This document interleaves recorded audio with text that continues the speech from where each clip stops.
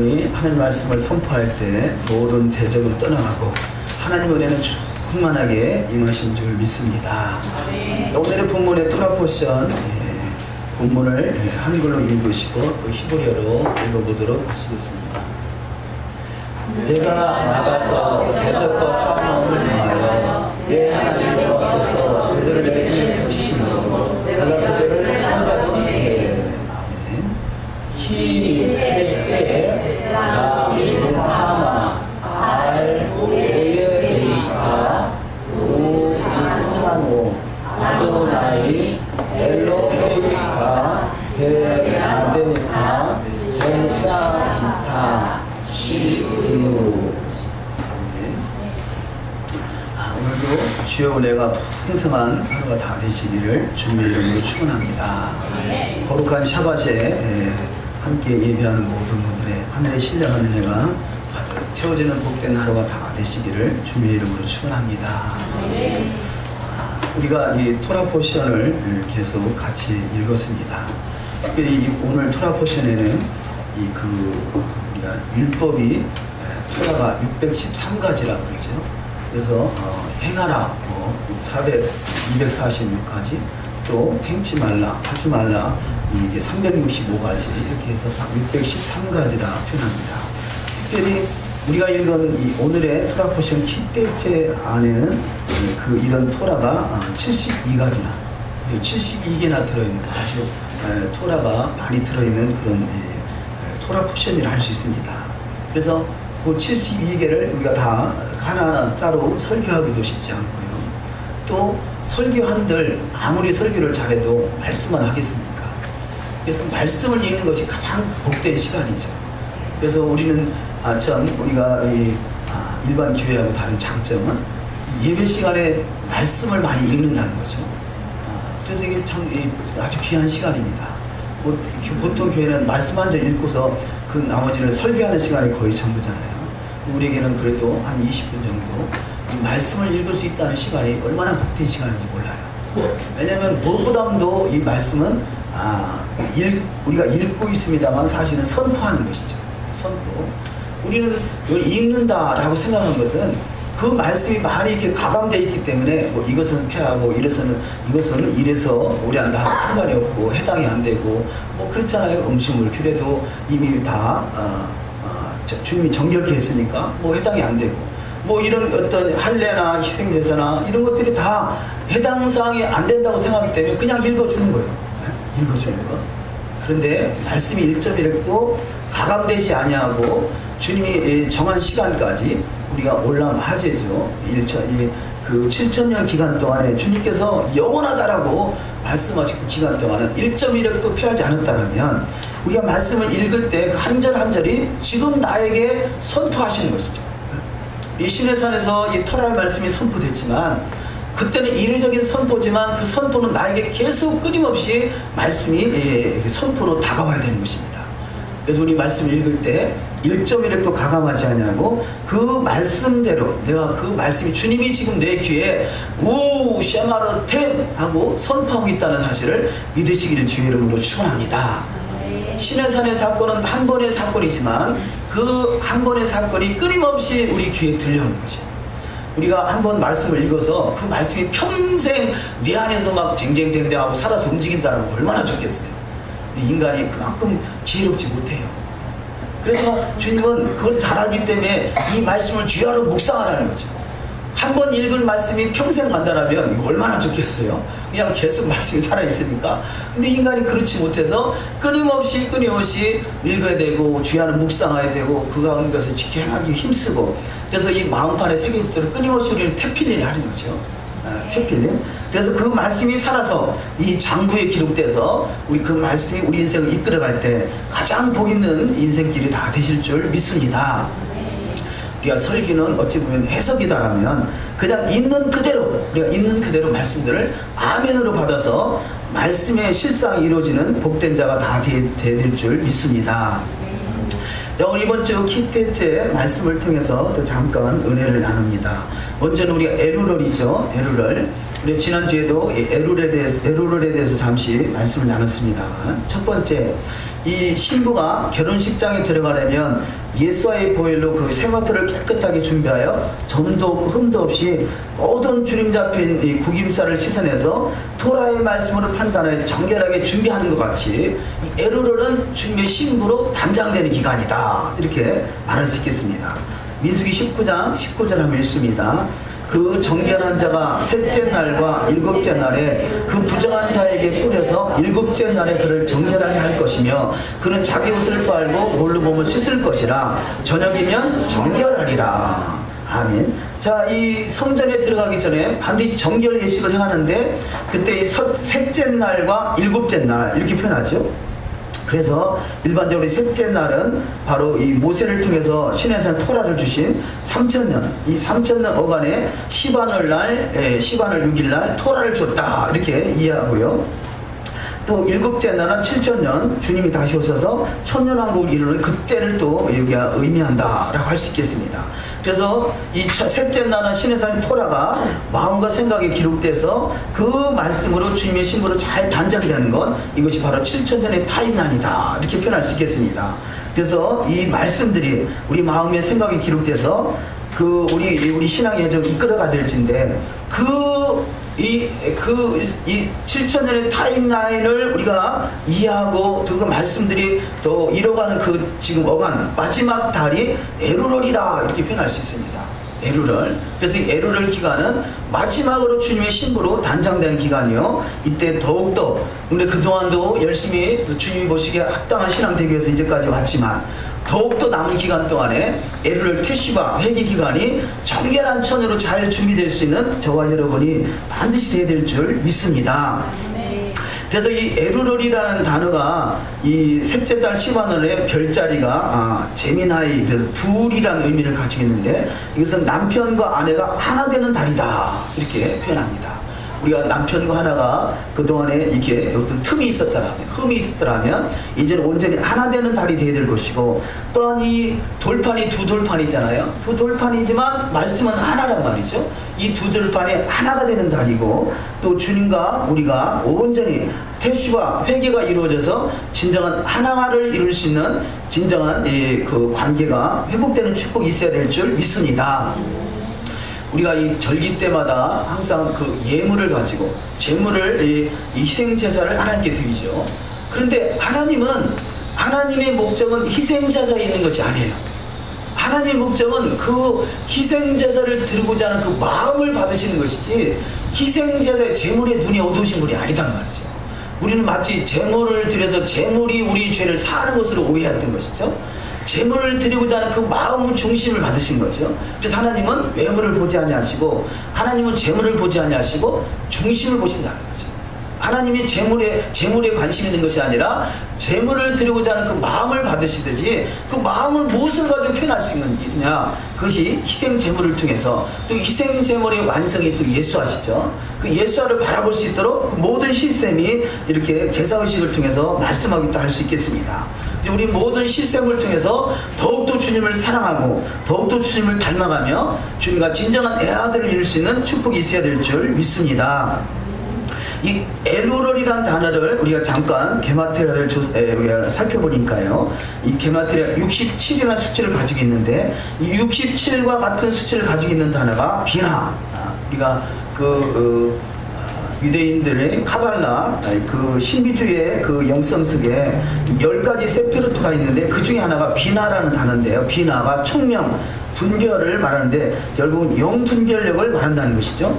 근데 이 비나라는 단어가 유대 랍비들은요, 이 비나라는 단어를 앞에 베트와 또 요드, 눈, 해, 이것을 나눠 가지고 서로 분별을 하면 앞에 벤, 그래서 아들, 그 베트와 눈을 합쳐서 벤 아들을 말하고요. 또 뒤에 유드와 해를 합해서 야, 그래서 여호와의 아들이다, 하나님의 아들이다, 그런 의미를 가지고 있다는 거죠. 그러니까 이 비나라는 단어가 하나님의 아들을 나타낸다는 것입니다.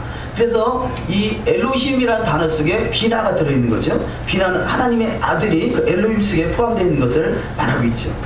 그래서 유대인들은 특별히 유대 랍비들은 이 엘로힘이라는 단어를 별로 안 좋아한대요. 왜냐면 오직 여호와 한 분이야 되는데 왜 그 속에 엘로힘을 복수를 써가지고 여기서 혼란케 하는가, 이런 부분이 포함되어 있다는 거죠.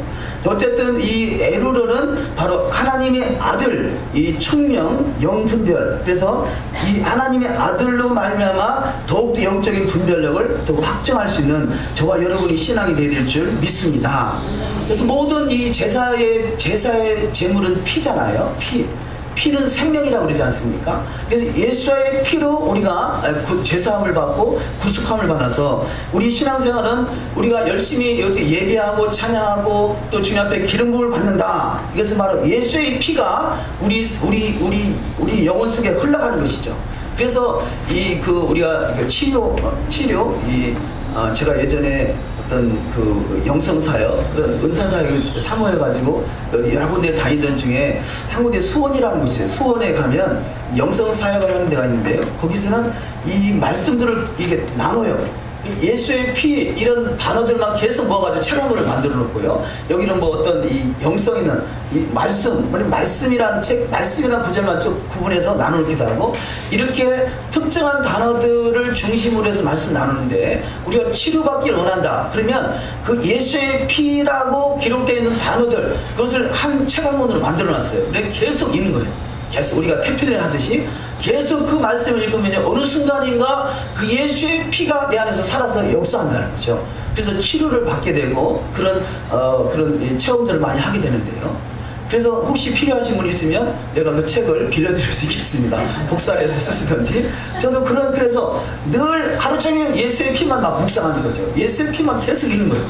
그러면 실제 그런 이 하나님의 성령의 역사를 체험하게 됩니다. 그래서 예수의 피를 묵상하든지 예수의 말씀을 묵상하든지 그런 책들, 하여간 뭔가 더욱더 주님을 알아가고자 하는 그 책들은요, 알아가고자 하는 그런 글들이 있으면 막 저는 무조건 사 모았어요. 사 모아가지고. 그런데 제가 이 토라를 알고 나니까 이게 좀 한쪽으로 편중되어 있잖아요.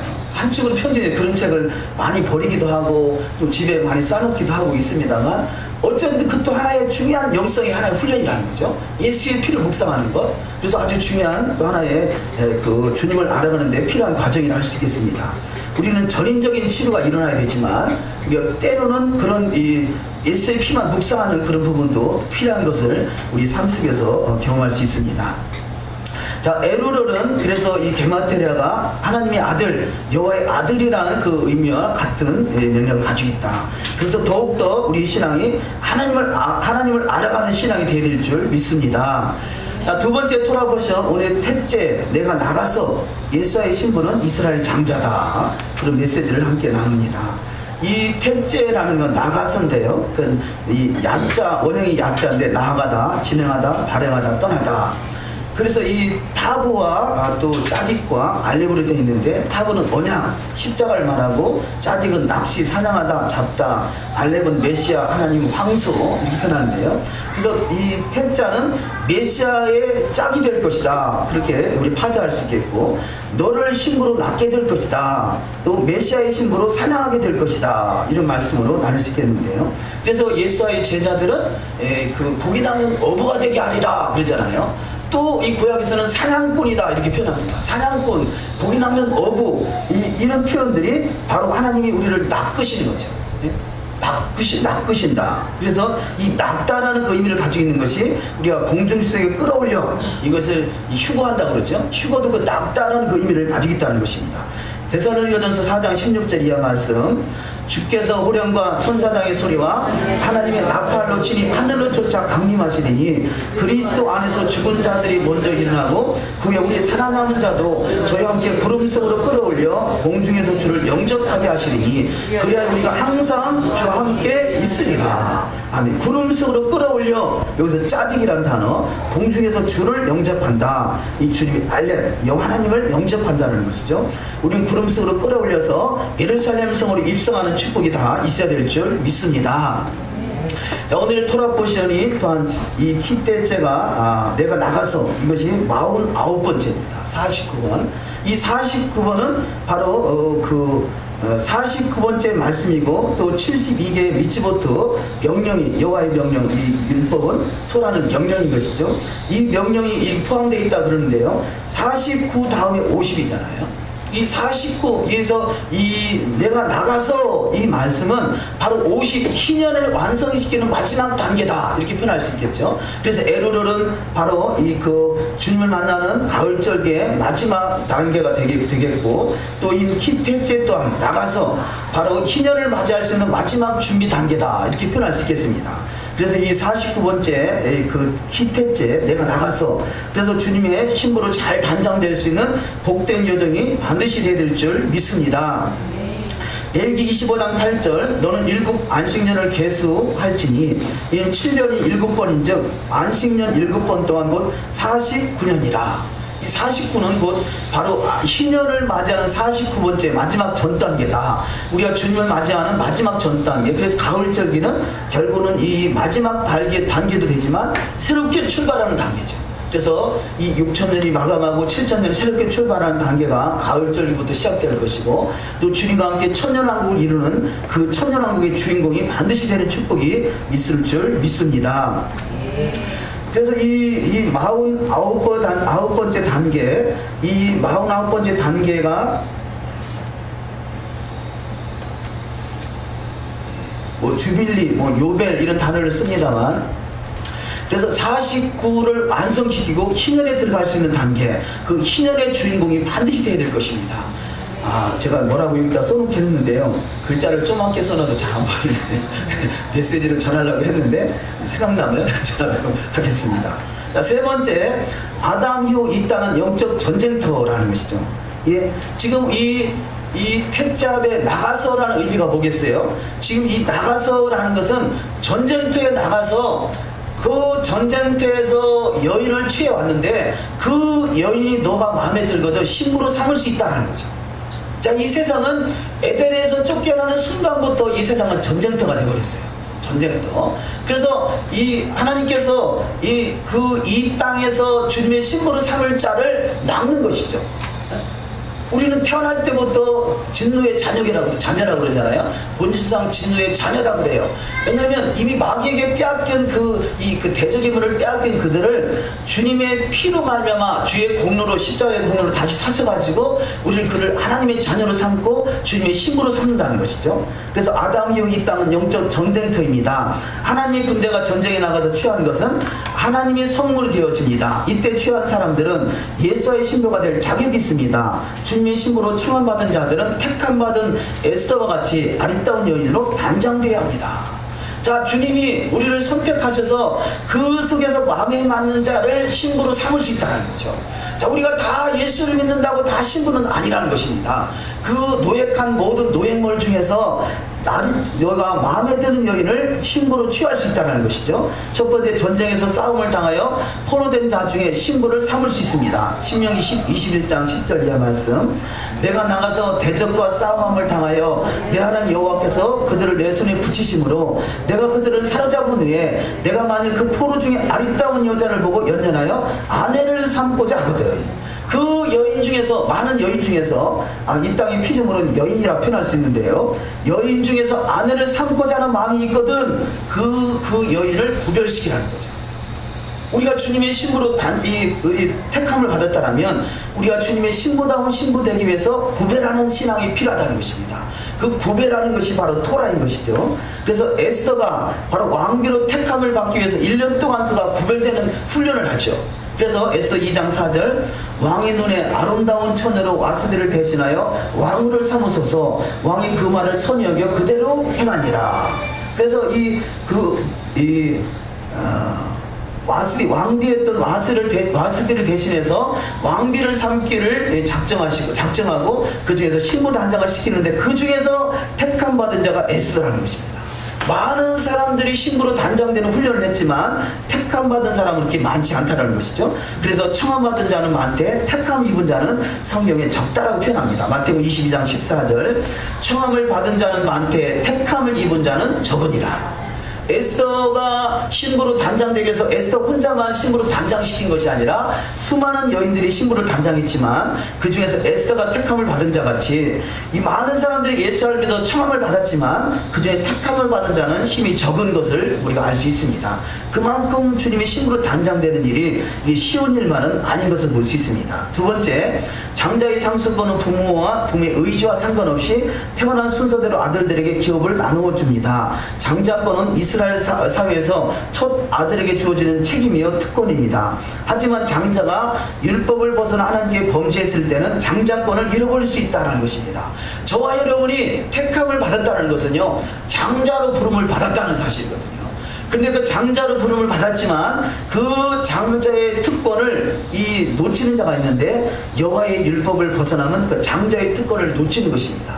다시 말해서, 자, 이 6월절 어린 양 예수의 피를 통해서 구원함을 우리가 나타낸다면, 그 6월절 어린 양을 통해서 구원받는 백성들이, 수많은 이스라엘 백성들이 있지만 그 속에서 다 장자가 되는 것은 아니더라는 거죠. 그래서 하나님은, 자, 6월절 어린 양의 사건은 장자를 살리는 사건이거든요. 우리는 어찌 보면, 자, 6월절 어린 양에 대해서 아주 깊은 묵상해봐야 할 그런 부분이 있는데, 6월절 어린 양은 모든 것을 다 살리는 것을 오해할 수 있는데, 그것이 아니라 6월절 어린 양의 사건은 장자의 재앙을 막아주는 사건이란 말이죠. 그렇다면 하나님은 장자를 부르고자 하는 그 목적이 있는 것이지, 모든 사람이 다 장자로 세워지는 것은 아니라는 것입니다. 그래서 그만큼 장자는 특권인 것이고, 장자에게 주어진 축복이 뭐냐? 바로 이 이스라엘의 장자의 축복을 받은 것이고, 우리는 과거에 내가 이스라엘이구나 라는 인식이 없었다는 것은 장자의 그 특권에서 탈락될 위기에 있었던 것이죠. 위기. 그 탈락될 절제절명의 위기 속에서 저와 여러분이 지금 토라를 알게 되고 말씀이 1.1도 가감되지 않고 있다는 사실을 깨닫는 것이 얼마나 큰 특권 중에 특권인 것입니다. 그래서 우리는 위기 속에서 기회를 얻은 것이죠. 기회로다 이 시간이 은혜 받을 기회로다. 믿읍시다, 받읍시다, 이후의 기회를. 이후의 기회를, 노래를 너무 잘못해가지고 음치라. 음치도 좋다. 말씀만 이루지어다. 기회로다 이 시간이 은혜 받을 기회로다. 믿읍시다, 받읍시다, 이후의 기회를 잊지 말라. 이후에 더 이상 기회가 없다는 것이죠. 우리는 그 기회를 잘 선호할 수 있는 마지막 토라가 우리 가운데 주어진 기회라는 사실을 깨달아서 더 이상 놓치지 않는 축복이 있어야 될 줄 믿습니다. 그러니까 육적인 이스라엘은요, 2000년 동안 기회가 주어졌지만 저와 여러분 가운데 마지막 한 번의 기회만 남은 거예요. 내가 죽으면 끝이잖아요. 토라를 모르고 죽으면 끝이란 말이에요. 얼마나 이거야말로 아찔하지 않아요? 아찔하지 않아요? 우리가 그동안 신앙생활을 그대로 갖다 놔면 아찔한 인생으로 마쳤을 수도 있단 말이에요. 근데 마지막 중에 마지막, 전 세계에서 하나님의 이 구속의 경륜이 마지막으로 대한민국에 들어왔고 120년 어간 속에서 예수를 믿은 것도 특권인데요, 그 속에서 120년 속에서 토라를 알게 되는 것 특권 중에 특권 아니겠어요? 자, 특권 중에 특권은 맞지만 이 또한 마지막 기회라는 거죠. 우리가 인생이 두 번이면 한 번은 내 마음대로 살고 두 번째는 주 뜻대로 살다가 하면 얼마나 좋겠어요. 근데 인생은 한 번밖에 기회가 없습니다. 이 마지막 특권 중에 특권의 기회를 잘 선호하시기를 주의 이름으로 축원합니다. 그래서 장자의 상속권에 대해서 우리가 말씀을 나누겠습니다만, 장자에게는 반드시 두 몫을 주어 가장의 대를 잇게 해야 합니다. 신명기 21장 17절을 읽습니다. 반드시 그 미움을 받는 자의 아들을 장자로 인정하여 자기의 소유에서 그에게 두 몫을 줄 것이니 그는 자기의 기력이 시작이라 장자의 권리가 그에게 있음이니라. 아멘. 자, 우리가 오늘 현실 속에서도 많은 사람들이 신앙생활을 하고 있지만 우리 토라에 대해서 알지 못한다는 것은 두 몫을 받지 못했다 할 수 있겠죠. 우리 지금 이 과거에는 예수를 믿어서 구원받았다면 이제는 토라를 통해서 더욱더 하나님을 알아가고 있다고 주님을 닮아가고 있다는 것은 두 몫을 받은 자예요. 그 말은 다시 말해서 장자의 특권을 부여받은 자라는 것이죠. 이 장자의 특권을 부여받은 것이 얼마나 하나님의 특권 중에 특권이라는 걸 깨달아서 이번 기회는 반드시 놓치지 않는 축복이 있어야 될 줄 믿습니다. 그래서 이 마지막 때는 모든 것이 2배로 풀어지잖아요. 이 6일 동안 5일 동안은 만나가 이 하루치 분량의 만나가 내려왔다면 마지막 6일째 되는 날은 두 몫의, 그래서 일을 안식일 사반 날까지 두 몫의 만나가 내려오는 것이죠. 그래서 지금은 두 몫의 만나가 내려오는 거죠. 한 몫은 예수할 믿음이라면 두 몫은 토라가 깨달아지는 거예요. 그래서 이 기회, 이 두 몫을 잘 선해서 이 샤밧의 나라, 메시아 왕국의 주인공이 다 되어야 될 줄 믿습니다. 누구보다도 토라가 깨달아지고 있다는 것은 두 몫을 받았다는 증거인 것이고, 이 두 몫을 받은 것을 잘 선해야 된다는 것이죠.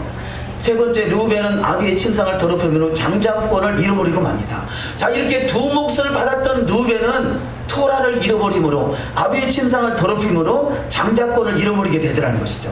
자, 두 몫을 받았으니까 나는 따놓은 당상이다, 그게 아니라 두 몫을 받은 자도 토라를 잊어버리면 그도 마찬가지로 장자권을 빼앗긴다는 것입니다. 역대상 5장 1절, 이스라엘의 장자 르우벤의 아들들은 이러하니라. 르우벤은 장자라도 그의 아버지의 침상을 더럽혔으므로 장자의 명분이 이스라엘 아들 요셉의 자손에게로 돌아가서 족보의 장자의 명분대로 기록되지 못하였느니라. 자, 르우벤은 장자고 두 몫을 받은 자지만 그가 토라를 거역함으로 아비의 침상을 더럽힘으로 장자의 명분이 요셉에게 넘어갔다 그럽니다. 창세기의 완성은 요셉이잖아요. 그래서 이 창세기, 요셉은 4대 이렇게 표현합니다. 아브라함, 이삭, 야곱, 요셉.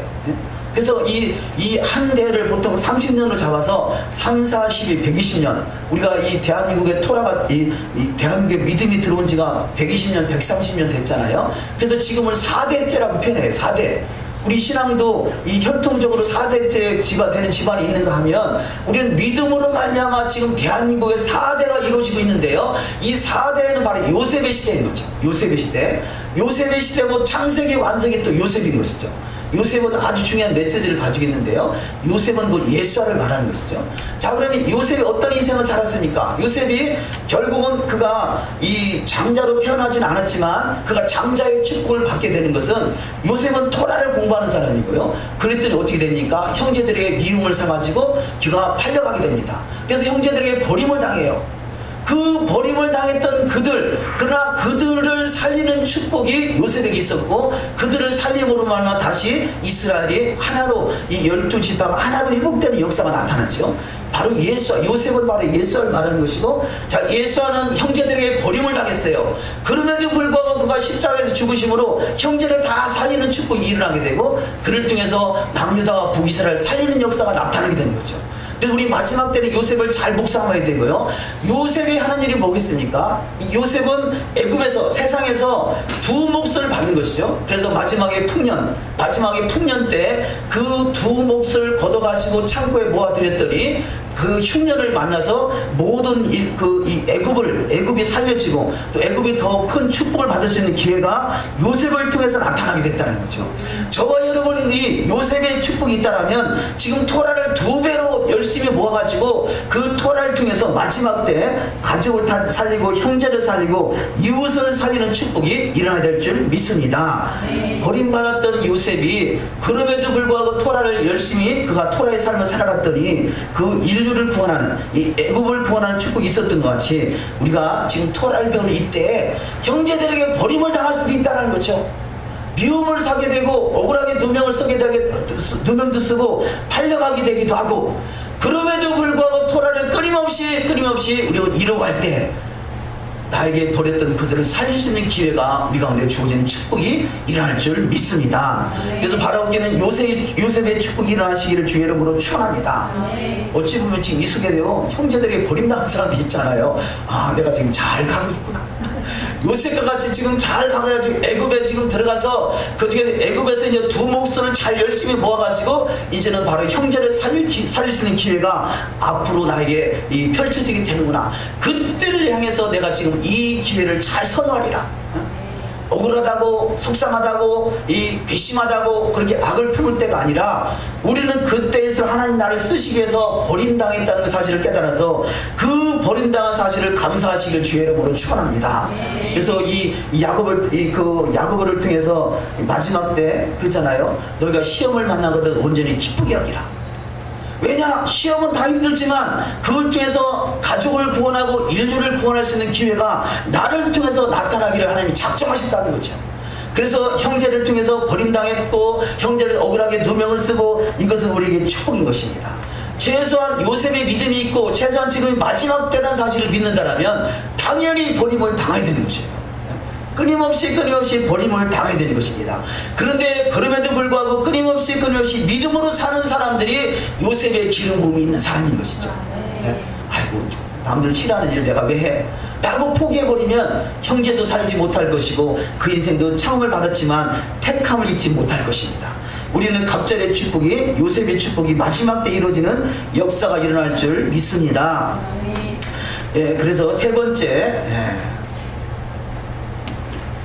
누구베는 아비의 침상을 더럽히며 장자권을 잃어버렸다면 이스라엘은 장자로 택함을 받았지만 믿음으로 사는 자가 그 장자권을 유지할 수가 있고 이스라엘 장자가 예수와의 신분을 한 것입니다. 첫 번째, 하나님은 이스라엘을 장자로 택하셨습니다. 출애굽기 4장 22절 너로 바로에게 이르기를 여호와의 말씀에 이스라엘은 내 아들 내 장자다. 하나님이 원하시는 것은 장자고 우리가 이스라엘에게 관심이 있다는 것은 이스라엘 통해서 모든 인류를 구원하기를 작정하시기 때문에 그렇습니다.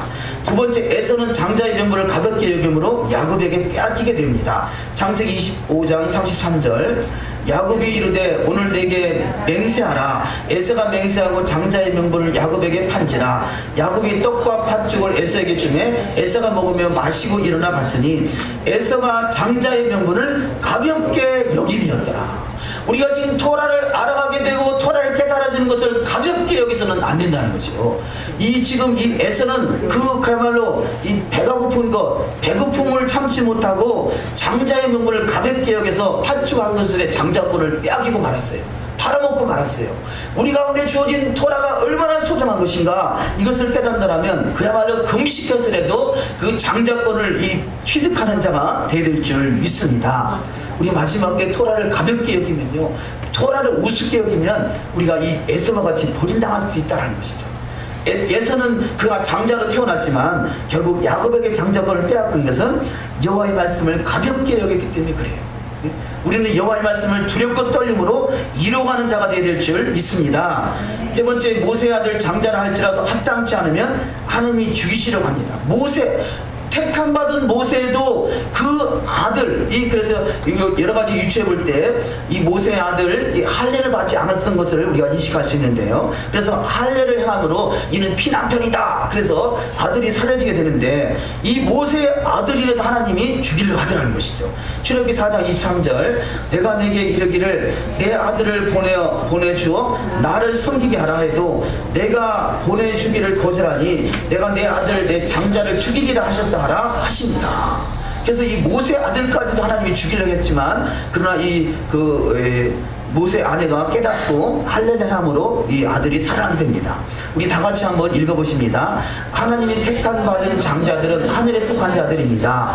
이스라엘의 장자의 자리를 지키시기를 원하여서 독생하신 아들로 대속물로 주셨습니다. 아들의 피뿌림을 얻은 그리스도인은 예수 안에서 하나님의 법인 토라를 준행함으로 신부로 잘 단장되어 갑니다. 히브리서 12장 22절 그러나 너희가 이른 것은 시온산과 살아계신 하나님의 도성인 하늘의 예루살렘과 천만 천사와 하늘에 기록된 장자들의 모임과 교회와 만민의 심판자이신 하나님과 및 온전하게 된 의인의 영들과 새 언약의 중보이신 예수와 및 아벨의 피보다 더 나은 것을 말하는 뿌린 피니라. 아멘. 주님께서 우리에게서 피값을 찾으십니다. 그 예수의 피가 우리 가운데 흘러갈 때 우리는 예수의 생명이 우리 가운데 함께 하셔서 영생하는 축복, 장자권, 하늘 도성의 새 예루살렘의 주인공이 되는 축복이 있을 줄 믿습니다. 네 번째, 죽을 죄를 범한 자가 살 수 있는 길은 오직 예수의 피밖에 없다는 것입니다. 죽을 죄를 지은 자가 사함받는 길, 우리가 우리가 민수기서에 보면 부지 중에 짓는 죄가 있고 또 이 고의로 짓는 죄가 있다 그럽니다. 근데 부지 중에 짓는 죄는 예물을 통해서 하나님께 올려서 제사를 통해서 죄사함을 받지만, 그러나 고의로 지은 죄는 죄사함을 받지 못한다는 것이죠.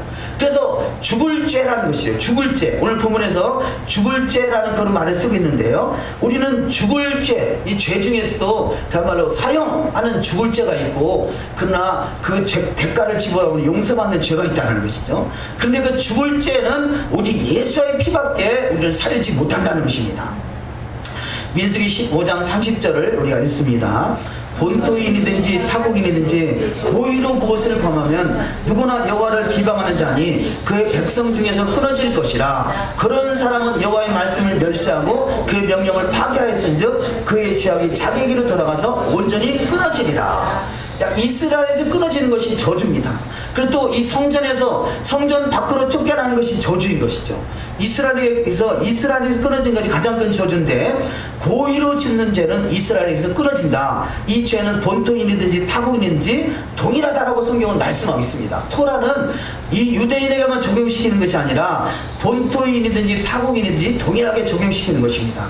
두 번째, 예수께서 죽을 죄를 지은 자를 대신하여 십자가에 죽으셨습니다. 신명기 21장 22절, 사람이 만일 죽을 죄를 범함으로 내가 그를 죽여 나무 위에 달거든. 아멘. 자, 이 사건은요, 자, 이 죽을 죄를 지어서 나무에 달린다. 그래서 21장 23절에 보면 그 밑에 걸 먼저 읽습니다. 그 시체를 나무에 밤새도록 두지 말고 그 날에 장사하여 내 하나님 여호와께서 내게 기업으로 주시는 땅을 더럽히지 말라. 나무에 달린 자는 하나님께 저주를 받았음이니라. 아멘. 자, 여기 죽을 죄를 지은 자는 나무에 달아서 죽임을 당하는데, 바로 예수께서 나무에 달리시고 밤이 되기 전에 그분이 장사 지냈죠. 그러니까 지금 신명기 21장을 그대로 이뤄가고 계신 분이 바로 예수와 그분이신 것입니다. 그분이 바로 죽을 죄를 대신해서 죽으셨다는 것이죠. 죽을 죄를 대신해서, 죄의 값은 사망이다 그러잖아요. 죄의 값은 사망이다. 죽을 죄를 말하고 있는 것이죠. 그 죽을 죄는 오직 예수의 피밖에 없다는 것입니다. 이때로는 우리가 부지 중에 짓는 죄는 그 죄값을 지불하고 죄사함을 받을 수 있지만, 이 죽을 죄만큼은 오직 예수의 피밖에 없다는 사실을 깨달아서 우리는 죽을 죄, 과거에 하나님을 믿지 못한 것, 이거 죽을 죄죠. 하나님의 말씀을 멸시하는 것이 또한 이것이 죽을 죄인 것을 또 깨달아 알 수가 있습니다. 어찌 보면 이 사울과 다윗의 차이, 사울도 범죄했고요, 다윗도 범죄했거든요. 그런데 사울은 결국 인생이 망치고, 다윗은 그럼에도 불구하고 살아날 수 있는 것은 이 죽을 죄와 죽을 죄가 아닌 죄의 차이가 아닌가 싶습니다. 왜냐하면 죽을 죄는 하나님을 멸시하는 것인데, 이 사울이 범한 죄는요, 그가 여호와의 말씀을 멸시하였으므로, 여호와의 말씀을 버렸으므로 나도 사울을 버리노라 이렇게 말하고 있거든요. 그런데 다윗은 비록 여호와의 말씀을 거역하는 부분이 있지만, 그러나 말씀을 사모하는 부분은 끊임없이 있는 것을 성경을 통해 발견할 수 있습니다. 그래서 끊임없이 그가 회개하면서 말씀 앞에 바로 서기를 원하고 주야로 말씀을 묵상하고 그 가운데 기록한 것을 행하기를 원했었던 것이죠. 비록 다윗은 범죄했지만 말씀을 사모하는 마음이 있었고요, 사울은 범죄한 그가 말씀을 멸시하는 그 삶의 여정인 것을 볼 수 있다는 거죠. 말씀이 예수합니다. 말씀을 버리는 것은 예수를 버리는 것이죠. 말씀이 육신돼서 우리 가운데 거하신 그분이 우리 가운데 진정 우리가 범죄할 수 있지만 그러나 그럼에도 불구하고 말씀을 더욱더 사랑하는 자가 되시기를 주의 이름으로 축원합니다. 그래서 동일하게 범죄했지만 사울은 버림을 당하고 다윗이 택함을 받을 수 있었던 것은 말씀을 사모하느냐 사모하지 않는 자의 차이를 알 수 있겠습니다. 다시 말해서 그 시내산에서 결국 여호와를 믿습니다 말을 했지만 금송아지를 만든 것은 말씀을 멸시하는 것이고, 그럼에도 불구하고 그 속에서 이 레위 지파만큼은 여호와의 말씀 앞에 헌신되어 있는 자들이라 이렇게 말하고 있죠. 그래서 금송아지는 말씀을 멸시하는 자들의 삶인 것이고, 헌신되어 있는 자들은 말씀을 사모하는 자들의 삶인 것이죠. 우리는 더욱더 끊임없이 말씀을 사모하는 신앙이 되어야 될 줄 믿습니다. 그래서 예수께서 바로 지금 신명기 21장 2절 3절과 같이 그분이 죽으시고 장사 지남을 되셔서 바로 그 밤이 되기 전에 장사 지낸가 되는 것. 그래서 말씀을 토라를 그대로 이뤄가는 삶인 것을 볼 수 있습니다. 네 번째, 그리스도께서 죽을 죄를 지은 자를 대신하여 나무에 달사 율법의 저주를 속량하셨으니 아브라함의 복이 이방인에게 다시 미치게 됐다는 거죠. 갈라디아 3장 23절 이하 말씀. 그리스도께서 우리를 위하여 저주를 받은 바 되사 율법의 저주에서 우리를 속량하셨으니 기록된 바 나무에 달린 자마다 저주 아래 있는 자라 하였으니라. 이는 그리스도 예수 안에서 아브라함의 복이 이방인에게 미치게 하고 또 우리로 하여금 믿음으로 말미암아 성령의 약속을 받게 하려 함이라. 아멘. 자, 여기에 지금 신명기 21장이나 갈라디아 3장에서 예수께서 나무에 달렸다 이렇게 표현하고 있잖아요. 그러니까 이 말씀을 그대로 나무에 달렸다. 그래서 예수님이 달리신 것은 십자가가 아니라 나무다 이렇게 표현하는 무리가 있어요. 근데 그 주장하는 무리가 여호와의 증인이고요. 또 오늘날의 교회 안에서도 그런 또 많은 무리가 있어요. 예수께서 죽으신 것은 나무지 십자가가 아니다 이렇게 말한다는 거죠. 왜냐, 여기 지금 나무라 말했지 않느냐. 구약에서도 나무라 그랬고 또 이 갈라디아서에서도 나무라 그랬기 때문에 주님이 달리신 것은 나무다, 그냥 나무다, 이게 십자가가 아니다 그런 말하고 있어요. 그러나 나무로 만든 십자가를 말하는 것이지 이 나무가 아니라는 것도 아니지만, 나무인 것은 분명하지만 나무로 만든 십자가에 달리셨다, 이걸 어떻게 우리가 증명할 것이냐 하는 거죠. 그래서 이 부분에 우리가 그 많은 교회들이 십자가를 없애는 경우가 많이 있거든요. 우리도 십자가를 내렸습니다만 우리는 나무에 달렸기 때문에 십자가가 아니기 때문에 십자가를 치운 것은 아닙니다. 단지 우리가 앞으로 나가는 방향이 메시아닉이라는 것은 메시아닉 주를 많이 만나게 될 텐데, 저들에게는, 이 유대인들에게는 십자가를 왼수로 여기기 때문에 가능하면 모든 것이 가하나 모든 것이 유익한 것은 아니다, 그런 차원에서 내린 것이지, 이 사도 바울이 내가 고기 먹을 권리가 있고 또 아내를 데리고 다닐 권리도 있지만 그게 복음에 장애가 된다면 하지 않겠다, 그런 차원에서 십자가를 내린 것이라는 것입니다. 다시 말해서 그러면 어떻게 십자가를 우리가 증명할 것인가 하는 것이죠. 저는 그래서 이 부분 때문에 저도 고민을 많이 해봤는데요. 그 답을 얻은 것이 뭐냐, 이 신앙의 완성은 언약의 완성이단 말이에요. 타부의 완성인 것이죠. 이 타부가 십자가거든요. 알렙부터 시작해서 타부로 완성하는데 타부는 십자가인 것이죠. 십자가. 그래서 이 토라라는 것이 이 타부가 십자가니까 십자가에 못 박히신 머리 되시는 그분을 봐라, 이것이 토라라고 우리가 해석하잖아요. 그러니까 이 지금 십자가라는 단어, 이 구약 속에 십자가라는 단어는 없지만 신약 속에 십자가라는 단어가 여러 번 등장하고요. 또 구약 속에서도 토라가 바로 십자가인 것을 말하고 있다는 거죠. 그래서 우리가 이 토라 관점에서 구약의 십자가가 어디 있냐 찾아봐라 할 때 십자가라는 단어는 구약에 없어요. 그러나 토라는 바로 십자가에 못 박히신 예수를 말하고 있다는 거죠. 이것이 그걸 우리가 증거하고 있다고 볼 수 있고, 신약 속에서는 얼마든지 십자가가 또 등장을 하고 있습니다. 그래서 우리는 주님이 달리신 것이 나무는 맞지만 나무로 만든 십자가라는 것을 우리는 분명히 또 인식해야 될 것입니다. 이런 것 때문에 또 많이 또 나눠지는 그 부분이 있어요. 나무냐 십자가냐 이런 것 때문에 그런 것은 우리 쓸데없는데 우리는 에너지를 낭비한다고 봅니다. 두 번째, 예수를 믿어 죄사함을 받는 자가 다시 죽을 죄를 짓는다면 심판을 면할 수 없다라고 성경은 말씀하고 있어요. 이거 신약에서 하시는 말씀인데요. 히브리서 10장 26절 이하 말씀을 읽습니다. 우리가 진리를 아는 지식을 받은 후 짐짓 죄를 범한 즉 다시 속지 않은 제사가 없고 오직 무서운 마음으로 심판을 기다리는 것과 대적하는 자를 태울 렘넌한 불만 있으리라. 아멘. 자, 구약에서만 고범죄, 고의를 짓는 죄만 죄상받지 못하는 것이 아니라 신약 속에서도 예수의 피로 거듭난 자이라 할지라도 다시 고의로 짓는 죄는 죄상을 받지 못한다라고 또 성경은 말씀하고 있다는 거죠. 우리가 이런 부분들을 한번 심각하게 고민해 봐야 될 것입니다. 히브리서 10장 29절, 하물며 하나님의 아들을 짓밟고 자기를 거룩하게 한 언약의 피를 부정한 것을 여기고 은혜의 성령을 욕되게 하는 자가 당연히 받을 형벌은 얼마나 더 무겁겠느냐 너희는 생각하라. 자, 하나님의 아들을 짓밟는 것이 뭐냐, 예수의 십자가의 피로 거듭났다라면 다시는 고범죄, 우리가 부지중에 짓는 죄는 있을 수 있다는 것이죠. 그것은 회개하는 기회가 있지만 고의로 짓는 죄는 바로 언약의 피를 부정한 것을 여기고 은혜의 성령을 욕되게 하는 자다, 이렇게 표현하고 있습니다. 우리는 결단코 고범죄는 짓지 말아야 될 줄 믿습니다. 세 번째, 히브리서 10장 32절 이하 말씀을 또 읽습니다. 전날에 너희가 빛을 받은 후에 고난의 큰 싸움을 견뎌낸 것을 생각하라. 혹은 비방과 환난으로서 사람에게 구경거리가 되고 혹은 이런 형편이 있는 자들과 사귀는 자가 되었으니 너희가 갇힌 자를 동정하고 너희 소를 빼앗기는 것도 기쁘게 당하는 것은 더 낫고 영광한 소리가 있는 줄 알미라. 아멘. 그러므로 너희 담대함을 버리지 말라. 이것이 큰 상을 얻게 하느니라. 아멘. 이 말씀이 지금 히브리서 10장 26절부터 쭉 이어서 하는 말씀인데요, 우리가 이 전날에 너희가 빛을 받은 후에 고난의 큰 싸움을 견뎌내는 것을 생각하라. 우리 예수와의 빛을 받았습니다. 그렇다면 빛을 받은 자에게는 반드시 고난이라는 큰 싸움이 기다리겠다는 거죠.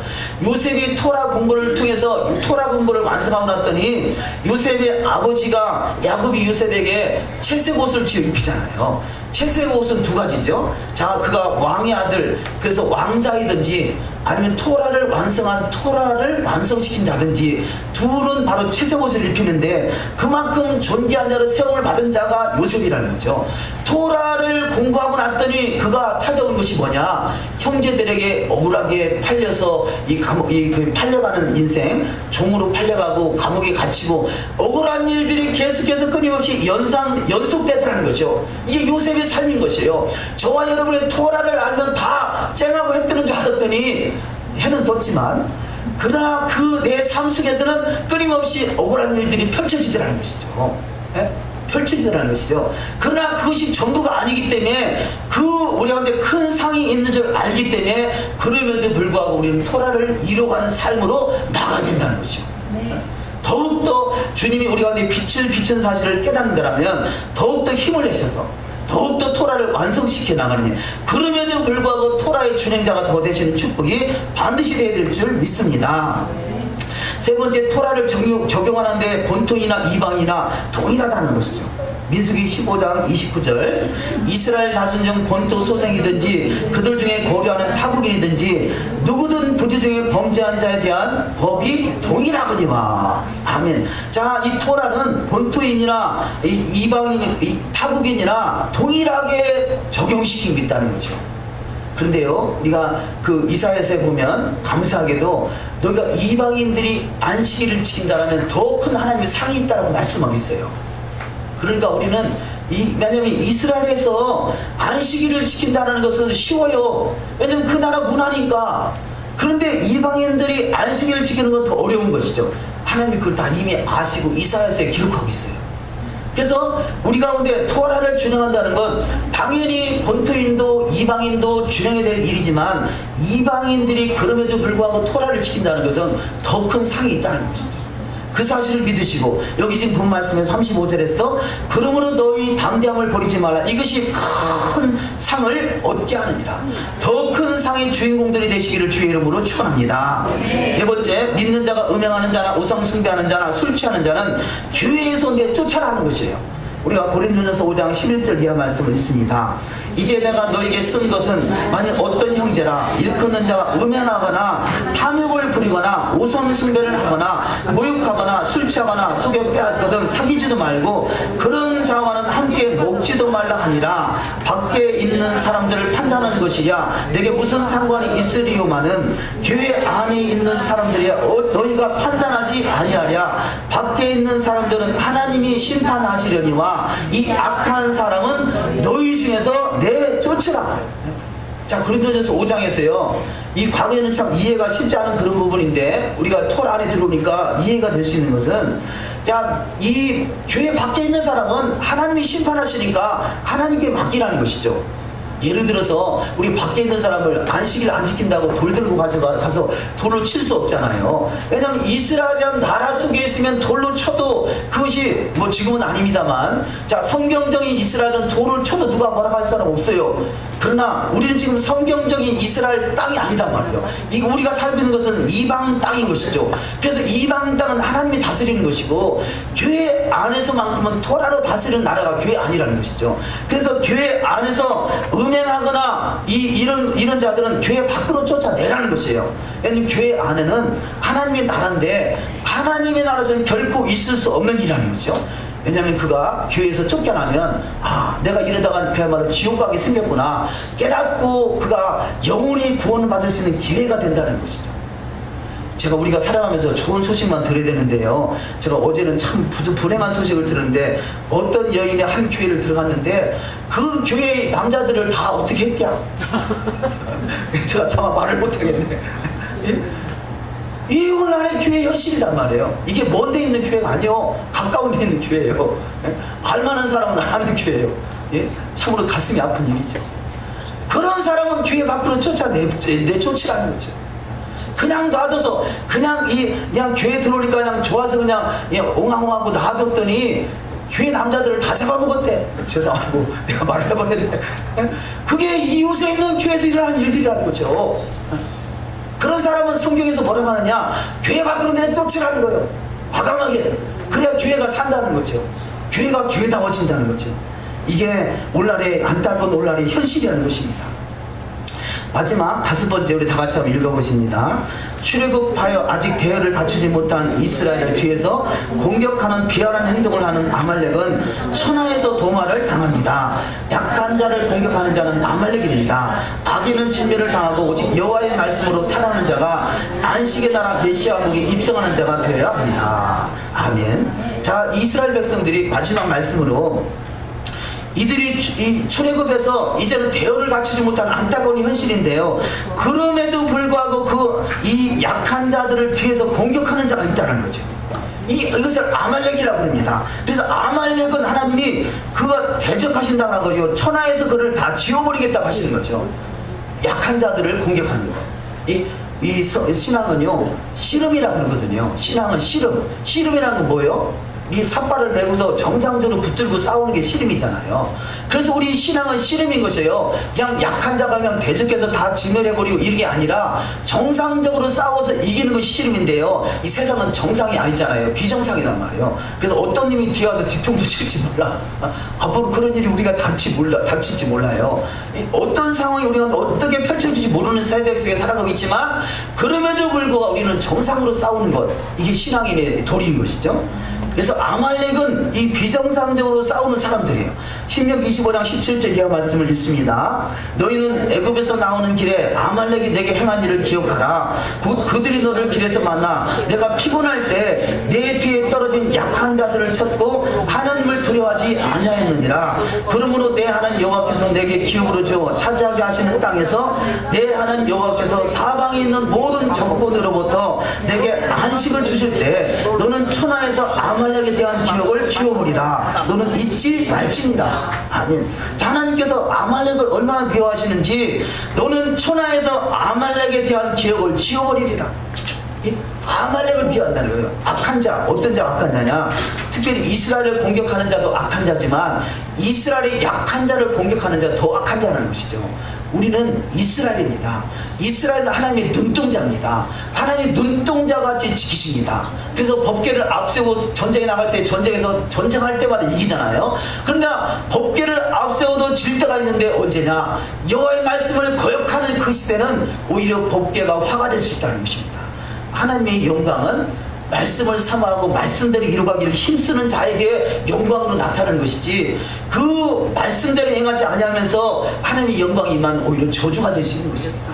저와 여러분이 더욱더 하나님 말씀대로 준행하기를 힘쓰시고, 그래서 말씀대로 준행하기 힘쓰는 자들을 공격하는 이 악한 자들은 아말렉 백성들을 하나님 반드시 기억나지 않게 하는 만큼 지워버리겠다는 거죠. 이 세상은 이스라엘을 공격하고 이 세상을 믿는 자를 공격하고 이 세상은 토라를 준행하는 자를 공격합니다. 그들은 결국 이 땅에서 살아남지 못하고 기억 속에서 다 지워질 만큼 하나님이 진노하신다는 사실을 깨달아서 저와 여러분 더욱더 말씀대로 이뤄가는 기대죄를 이뤄갈 수 있는 주인공들이 다 되시기를 주의 이름으로 축원합니다. 기도하십니다. 이 시간에 말씀을 생각하면서 기도하기를 원합니다. 마지막 가을절기를 앞두고 에루럴 마지막 지금 태슈가 회개 기간 동안에 이때 태슈가 회개 기간 12일째를 맞이해서 더욱더 정결함으로 우리가 우리 죄를 용서하지 못한 것은 뭔가 깨닫게 하시고 생각나게 하시고 회개케 하시고 다시는 아버지의 주 앞에 범죄하는 일이 없게 하시고 우리가 부지중에 짓는 죄도 구범죄도 없게 하시고 더욱더 토라를 추념하셔서 마지막 요새의 삶의 여정을 완성시킬 수 있는 복된 여정으로 가기를 소망합니다. 요셉은 결국은 형제들에게 버림을 당할 수 있는 그런 상황들은 그가 토라를 완성시켜 나간 삶이었기 때문에 그런 억울한 일이 펼쳐졌지만, 그러나 요셉은 믿음으로 삶으로 말미암아 그럼에도 불구하고 하나님이 형통케 하신 것을 깨달아서 우리 삶 속에 토라를 준행하는 삶을 통해서 형통하는 길로 인도받게 하시고 토라의 완성이 되는, 그래서 요셉이 결국은 이스라엘을 구원하는 축복이 있었던 것 같이, 예수께서 이스라엘 구원하고 모든 인류를 구원하는 축복이 있었던 것 같이, 우리 모두가 더욱더 이 예수를 닮아서 요셉에 닮아서 마지막에 요셉의 마지막 주자가 될 수 있는 삶의 여정이 되기 소망합니다. 진정한 이스라엘을 거듭나게 하시고 또 이스라엘이 온전히 회복돼서 하나님 나라가 완성시킬 수 있는 일에 쓰임받으시기 위해서 우리 합심해서 이 시간 기도하겠습니다. 하나님 아버지 감사합니다. 거룩한 샤밧을 허락하시고 이 시간에 아버지, 이 시간에 이스라엘로 더욱더 다시 한번 회개케 하시니 감사합니다. 더욱더 우리 가운데 하나님을 알게 하신 하나님, 이제는 더욱더 토라를 알게 하신 하나님 앞에 아버지 찬양과 영광과 존귀를 드립니다. 그럼에도 불구하고 우리는 토라에 준행하는 삶에서 반드시 우리로 환난과 핍박과 요셉과 같은 어려운 환경들이 우리 가운데 처해질 수 있을 것입니다. 그럼에도 불구하고 우리는 더욱더 토라를 사랑하고 토라의 실제가된 주님을 사랑하기에 더욱더 토라의 말씀대로 준행할 수 있는 믿음의 여정이 될 수 있도록 축복하여 주시옵소서. 교회 밖은 하나님이 책임지시지만 교회 안은 우리가 아버지와 서로 지켜하며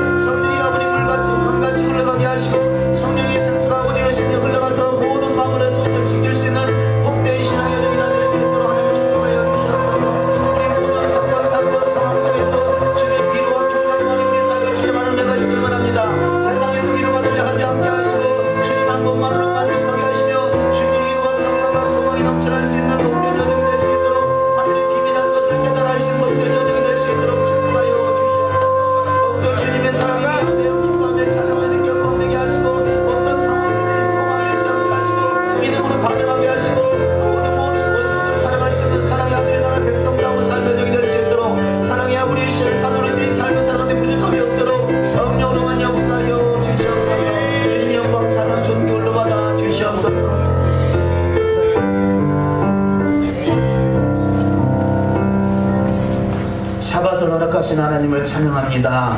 메시아 왕국에 사모하는 마음을 갖게 하시고 메시아 왕국에 입성할 수 있도록 토라를 알게 하심에 감사합니다. 토라의 각절의 능력이 우리 가운데 나타나게 하시고 토라의 영감을 더욱더 얻어서 더욱더 많은 사람을 옳은 데로 인도할 수 있는 복된 여정으로 축복하여 주시옵소서. 오직 하나님께만 영광되게 하시고 하나님의 사랑에 매어 내어 기뻐하며 찬양하며 날마다 토라의 말씀 우리 마음속에 마음에 새겨지되 창자에 새겨지게 하시고 창자까지 말씀이 가득 채워지게 하시고 그래서 토라를 인해 기쁨을 이기지 못하는 복된 여정으로 축복하시고 마지막 때 갑절의 영감으로 주님의 선하시고 기뻐하시고 온전한 뜻을 이룰 수 있는 그런 영적 권세자들이 다 되는 축복이 있을 줄 믿습니다. 영광 찬양 존귀 올려받아 주시옵소서. 또한 아버지 우리 상황 속에서 어떤 상황 속에도 주님과 동행하심으로 주님이 함께 하심으로 요셉과 같이 날마다 형통하는 복으로 임하여 주시옵소서. 요셉을 통해서 아버지 애굽이 축복을 받고 바로가 복을 받고 만나는 자마다 복이 될 수 있었던 것 같이 우리가 가는 어느 어떤 상황 속에서도 복의 복을 더할 수 있는 복된 자가 다 될 수 있도록 축복하여 주시옵소서. 영광과 찬양과 존귀를 주께 올리며 우리 주 예수 한마시아 이름으로 기도 올리옵나이다. 아멘.